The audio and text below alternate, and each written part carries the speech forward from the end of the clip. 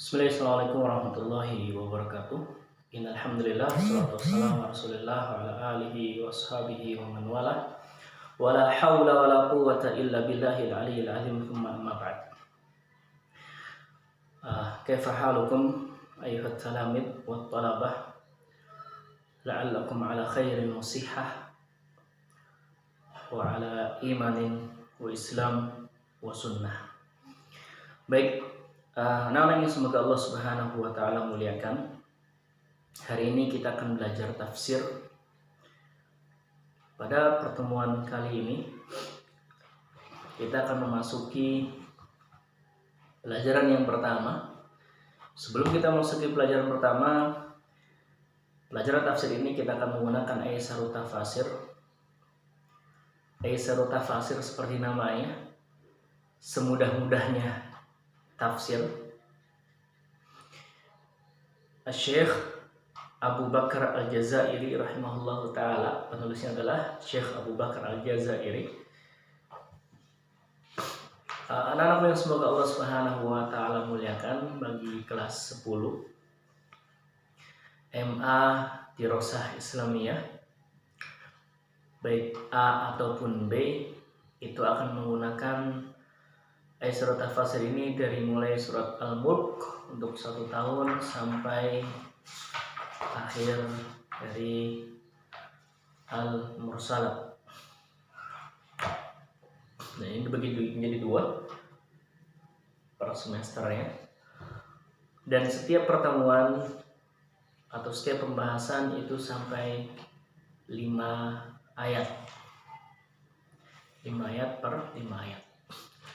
Nanti ke depan kalian sebelum masuk ke pembelajaran e-learning, harap bisa membaca terlebih dahulu materi yang akan kita sampaikan dan pula mencari makna yang kalian tidak mengerti pada kosakata yang kalian temui atau dapati pada kitab Aisarut Tafasir ini. Karena untuk memudahkan kalian memahami apa yang akan disampaikan. Baik, mu'alif memulai pembahasannya suratul Mulk, yaitu surat Al-Mulk. Suratul Mulk ini memiliki banyak keutamaan. Dan utamanya adalah kalian bisa lihat footnote di bawah. Waktu sama al-waqiyah. Di antara namanya adalah al-waqiyah, benteng atau pelindung, wal munajjiyah, wa warada fi fadliha ahadits, dan telah sampai kepada kita hadis-hadis tentang keutamaan yang terdapat pada surat Al-Mulk ini. Asahhuha, dan di antara yang paling sahih dari sekian banyak hadis tersebut adalah hadis sunan. Hadis yang terdapat di dalam sunan, yaitu sunnah Abi Dawud dan yang lainnya, Sunan Nasai, Tirmidzi dan sebagainya. Wa huwa qauluhu sallallahu alaihi wasallam, dan dia adalah perkataan Nabi sallallahu alaihi wasallam, inna suratan fil Qur'an 30 ayah syufi'at li sahibiha hatta ghufira lahu tabarakalladzi bi yadihi al-mulk. Sesungguhnya di dalam Al-Qur'an ada satu surat yang berjumlah 30 ayat sebagaimana jumlah di surat Al-Mulk. Syufi'at li sahibiha. Ayat tersebut dengan izin Allah Subhanahu wa taala bisa menyembuhkan penyakit bagi yang membacanya. Hatta ghufira lahu, sampai diampuni segala dosa-dosanya. Tabarakalladzi biyadihil mulk, dan yang surat tersebut itu adalah surat Tabarak atau surat Al-Mulk. Surat Al-Mulk adalah diantara jenis Makkiyah. Kalau sedikit kita membahas tentang Makkiyah dan Madaniyah, pengertian Makkiyah adalah surat yang turun sebelum hijrah. Surat yang turun sebelum hijrah Nabi Shallallahu Alaihi Wasallam ke Madinah, itu dinamakan surat Makkiyah. Sedangkan Madaniyah adalah surat yang turun setelah hijrahnya Nabi Shallallahu Alaihi Wasallam. Jadi bukan tempat di mana surat itu turun. Meskipun di sana ada khilaf, namun di antara yang paling rajih adalah surat Makkiyah adalah surat diturunkan ketika Nabi Shallallahu Alaihi Wasallam belum hijrah ke Madinah, dan Madaniyah adalah surat setelah hijrah Nabi Shallallahu Alaihi Wasallam. Baik, ayat surat Al-Fasr ini terdiri dari syarhul kalimat, ibarat, jadi menjelaskannya per kalimat per kalimat. Jadi ketika sebutkan ayat, 5 ayat, kemudian dijelaskan per ayatnya, bukan per kata, bukan ya, tapi per jumlah atau per kalimat. Kemudian setelah selesai menyelesaikan per jumlah atau per ayat tersebut, dijelaskan makna ayat, jadi makna surat secara keseluruhan. Jadi per ayat dijelaskan. Nah, setelah sudah makna ayat dijelaskan secara terperinci, walaupun memang tidak rinci juga. Kemudian hidayatul ayat atau fawaid al-ayat atau matustan batu minal ayat. Jadi pelajaran apa yang bisa diambil dari ayat-ayat tersebut. Ya, itu tentang ayat surat Al-Fasr. Jadi ingat ya kawan-kawan semua, nanti ke depan atau minggu depan sebelum kalian masuk ke pembelajaran atau jadwal yang sudah dibagikan, kalian baca terlebih dahulu. Minimalnya adalah 2 pembahasan atau 10 ayat di sini atau 11 ayat ya. 11 ayat.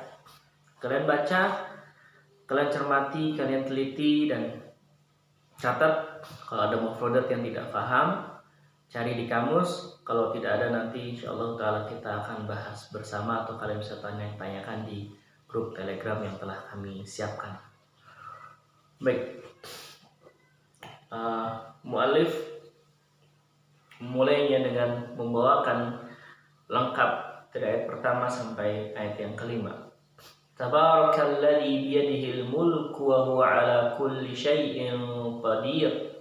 Alladzi khalaqal mauta wal hayata liyabluwakum ayyukum ahsanu amala wa huwal azizul ghafur. Alladzi khalaqa sab'a samawatin tibaqa ma tara fi khalqir rahmani min tafawut farji'il basara hal tara min futur. ثم ارجع البصر كرتين ينقلب إليك البصر خاسئا وهو حسير ولقد زينا السماء الدنيا بمصابيح وجعلناها رجوما للشياطين وأعتدنا لهم عذاب السعير. Baik, itu ayat pertama sampai ayat yang kelima. Nanti insya Allah ta'ala kalau kita tatap muka, Ustadz akan minta di antara salah satu di antara kalian untuk membacakan ayat 1 sampai 5 tersebut. Dan semuanya akan bergilir, akan mendapatkan bagian. Siapapun yang pintar, yang lebih pintar, atau yang pintar sekali. Karena Bapak yakin anak-anak yang mempelajari agama ini insyaallah ta'ala semuanya pintar. Syarahul kalimat atau penjelasan kalimat, penjelasan kata. Judulnya kalimat, kalimah itu kata, cuman pada nyatanya di sini adalah jumlah. Tabarakalladzi biyadihil mulk. Tabaraka ay ta'azama, yaitu agung. Wa kathura khairul ladzi wa kathura khairun. Jadi tabaraka adalah ta'azuma wa kathura khairun. Jadi banyak kebaikannya dan keagungannya. Itu makna tabarak. Alladzi biyadihil mulk, yang dimana kekuasaan berada di tangannya, Allah Subhanahu wa taala. Ajma'a mulkan wa tasarrufan wa tadbira. Jadi mulk di situ meliputi mulk kekuasaan, wa tasarrufan tindak landuk, tindak tanduk yang Allah Subhanahu wa taala lakukan, wa tadbira, dan mengurusi semua makhluk yang ada di alam semesta ini. Itu semuanya Allah Subhanahu wa taala. Jadi jelas ayat ini sebagai dalil bahwasanya yang mengatur, mengurus dan menentukan ketetapan di alam semesta ini adalah Allah Subhanahu wa taala. Kalau kalian lihat beberapa, karena Ustaz tinggal di daerah pantai, mereka meyakini bahwasanya Allah Subhanahu wa taala adalah satu. Mereka meyakini bahwasanya Allah Subhanahu wa taala zat yang patut disembah. Tapi keyakinan mereka bahwasanya Allah adalah zat satu-satunya yang berhak disembah, itu mereka tidak sedikit meyakini secara penuh. Karena apa? Karena mereka di sana ada yang berkeyakinan ketika banyak petir misalkan, mereka memasang golok di ujung perahu untuk menolak petir. Atau bahkan waliyadzubillah melakukan hal yang tidak lazim, yang mungkin tidak bisa Ustaz sebutkan di sini. Nanti insyaallah taala Ustaz akan sampaikan, melakukan sesuatu yang tidak lazim agar hujan berhenti. Dan mereka berkeyakinan hal itu mampu mempengaruhi berhentinya hujan. Dan di situ mengurangi bahwasanya Allah Subhanahu wa taala adalah biyadihil mulk, di tangannya lah kekuasaan. Di tangannya lah mengatur alam semesta. Bahkan di sebagian daerah, waliyadzubillah termasuk di daerah Ustadz juga, di sana ketika ada yang meninggal ketika melakukan perjalanan ke laut, mereka mengatakan, wah kurang sesajinya tatkala melarungkan kepala kerbau ke laut. Kurang sesajinya. Dan ini adalah keyakinan yang batil. Semua adalah kehendak Allah Subhanahu wa taala, dan semua yang telah ditetapkan oleh Allah Subhanahu wa taala. Wa huwa ala kulli syai'in qadir, ay wa huwa ala ijadi kulli mumkinin wa i'damihi qadir. Dan dialah Allah Subhanahu wa taala yang maha mampu melakukan segala sesuatu, maha mampu yang mungkin. Ai huwa ala ijadi kulli mumkin, dialah zat yang maha mampu mengadakan sesuatu yang mungkin, wa idamihi, dan menghilangkannya qadir mampu. Jadi kalau ditanya wa huwa ala kulli syai'in qadir, Allah itu kan maha mampu tidak Allah menciptakan Tuhan? Nah, ini adalah syai'un ghairu mungkin, sesuatu yang tidak mungkin, maka tidak akan terjadi. Hal demikian. Alladzi khalaqal mauta wal hayah, ay awjadal mauta wal hayata faqulu hayyin wa bil hayati allati khalaqallah. Dan dialah zat yang mengadakan kematian dan pula kehidupan setiap sesuatu yang hidup, wa huwa bil hayati allati khalaqallah, dan dialah zat yang menghidupkannya. Wa kullu mayyitin wa huwa bil mauti alladhi khalaqallah, dan setiap yang mati dan Allah lah yang mematikannya. Liyabluwakum ayyukum ahsanu amala, yaitu ay ahyaakum liyakhtabirakum ayyukum yakunu ahsanu amala thumma yumitukum wa yuhyikum liyujziyakum. Jadi dialah zat yang menghidupkan kalian untuk menguji kalian mana di antara kalian yang paling baik amalnya. Setelah itu Allah matikan kalian dan Allah hidupkan, bangkitkan kalian untuk apa? Liyujziyakum, untuk membalas amalan yang telah kalian lakukan. wa huwal azizul ghafur.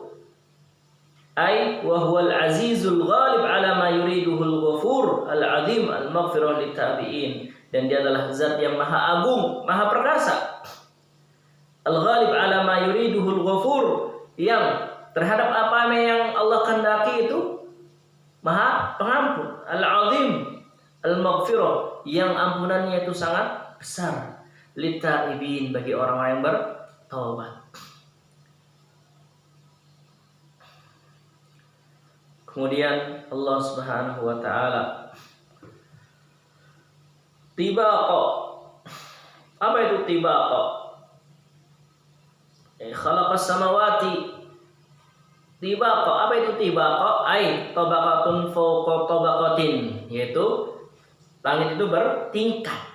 Wa huwa sab'u tibaq, dan 7 tingkatan. Wala tamassu bainahuma, dan di antara tingkatan satu dan tingkatan yang lainnya tidak saling menempel. Yang bahkan di sana disebutkan di dalam hadis bahwasanya jaraknya sekian dan sekian. Ma tara fi khalqir rahmani min tafawut, dan terhadap ciptaan Allah Subhanahu wa taala man tabayana wa adamu tanasub, yaitu tidak ada saling saling berbenturan satu sama lainnya. Min tabayun wa adamu tanasub, tidak sesuai. Hal tara min futur, ay min syukukin aw tasaddu'. Apakah kalian melihat dari apa yang Allah Subhanahu wa taala ciptakan itu dari sesuatu yang kurang?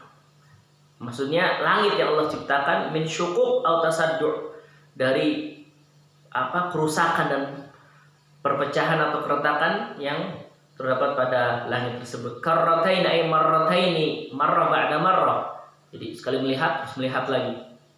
Khasi'an wa huwa hasir ay dhalilan mub'idan kallan ta'aban munqati'an 'an ru'yah id la yara khalala.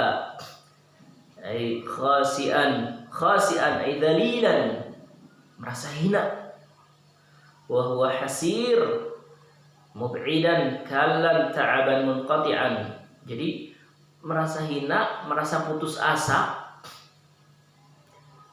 Anir ru'yah id la yara khalala, jadi merasa putus asa dan hina ketika melihat langit dan tidak ada kekurangan di dalamnya. Bimasabih ay binujubin mudiatin kal masabih, itu dengan bintang-bintang yang bersinar bagaikan lampu.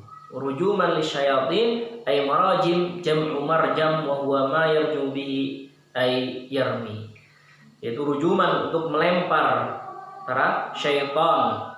Marajim jam'u marjam.